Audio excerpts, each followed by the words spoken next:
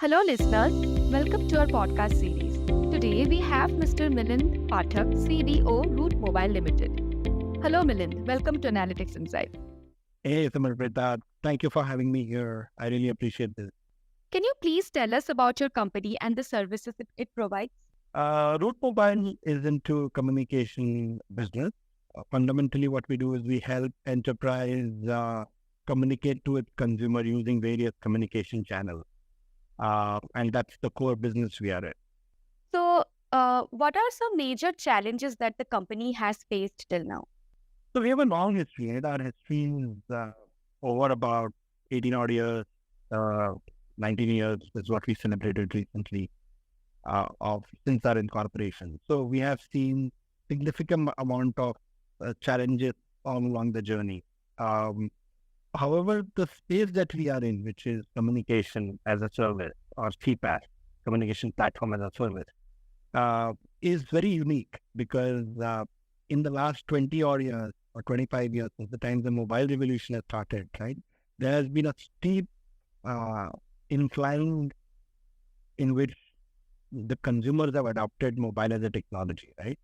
Because of which there has never been a year in which, the number of mobiles have fallen down or the subscriber numbers have fallen down. It has been always on a growth now 25 years, right? So in a way, we have kind of ridden the wave of this massive journey. So I think the biggest challenges we have always faced has been about making difficult choices of which strategy to execute, right?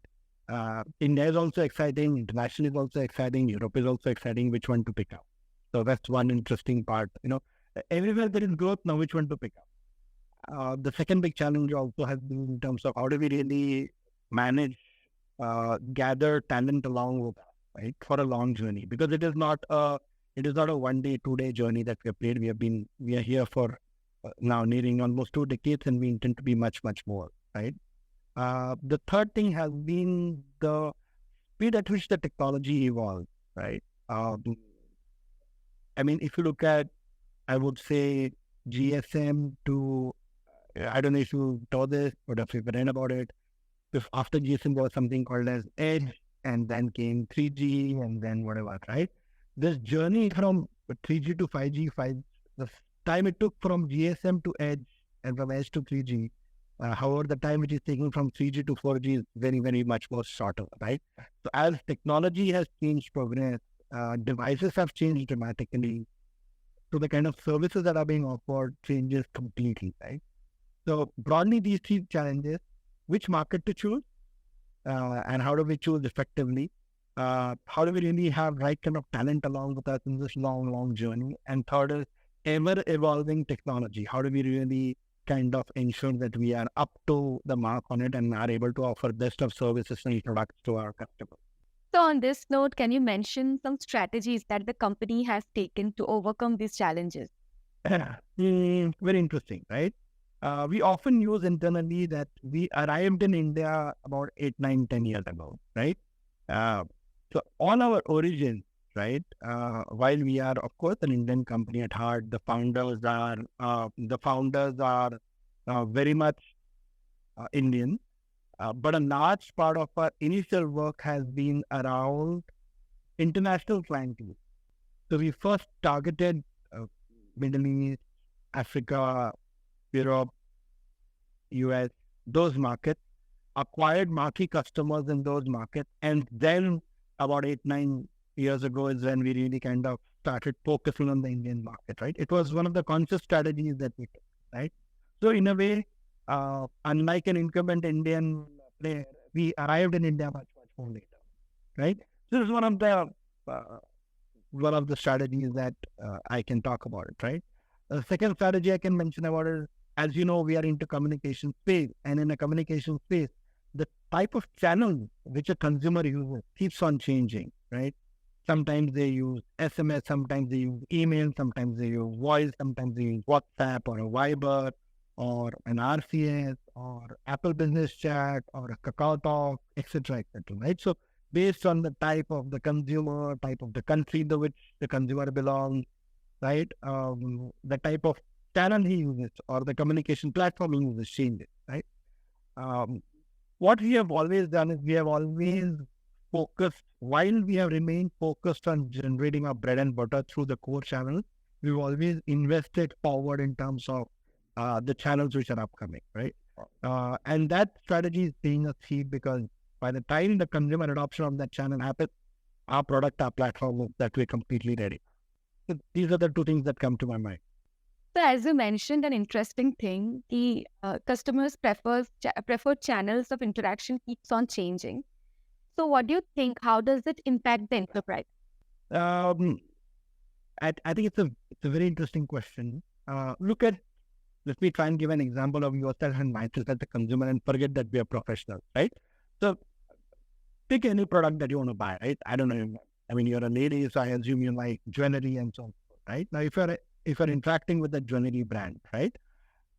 Would you just want to call the shop, or would you want to do a video call to look at the jewelry, or would you want to physically visit the jewelry, or would you want to just go on an e-commerce and then get a video of that jewelry, right? There are so many ways as the consumer of a jewelry brand, you would be enticed or you would be interested in interacting with it, right?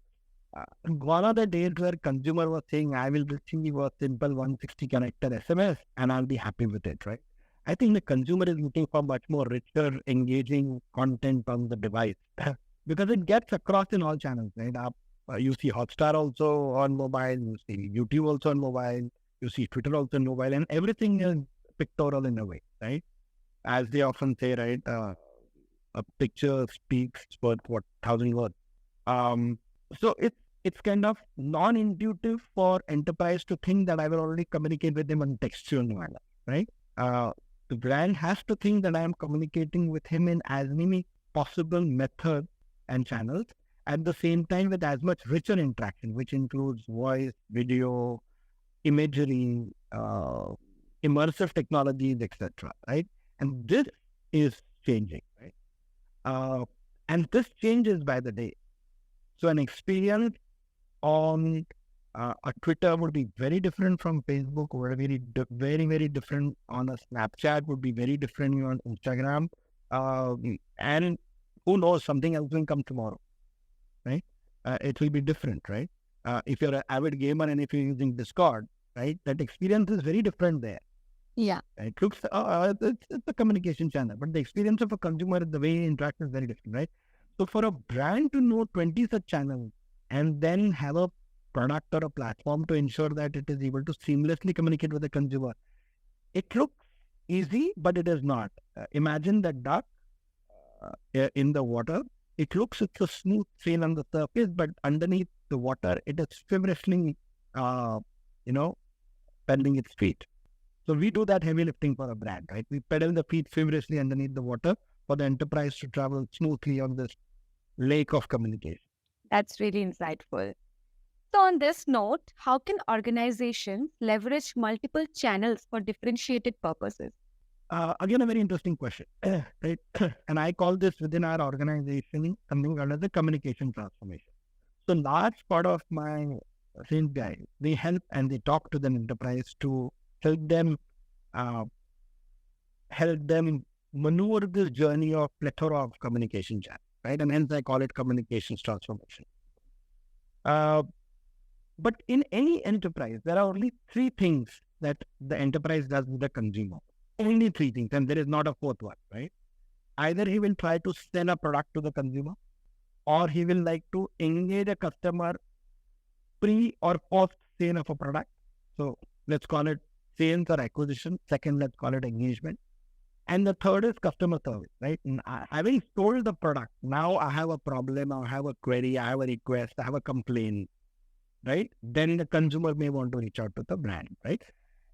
Every interaction between a brand and a consumer will fall in either of these three brackets: sales and acquisition, or engagement and customer care. Now, based on the need of the brand, right? For a customer care, always good to have human touch, right? For engagement, always good to have video or imagery, right? For transaction that your product has been shipped or your OTP is this, you can just do it straightforward SMS, right? You really don't need to make an audio call and say, "Aapka number 1, 2, 3, 4, 5 years, right? Consumer will get irritated. So, horses for courses, based on where the intervention of brand would see within the journey of these three areas, which is sales and acquisition, engagement, and customer service, the brand can make an intelligent choice of what channel to use. And of course, we are there with them in the entire journey to help them do it, right? Does that answer your question in a way, right? I think it all depends on the journey. And based on the journey, the brand can decide which channel they should use. Yeah. So, as communication channels are also evolving consistently, how can organization keep up with them? That's why we exist. We help the organizations. We help the organizations to be updated on that journey, right? And you're so right.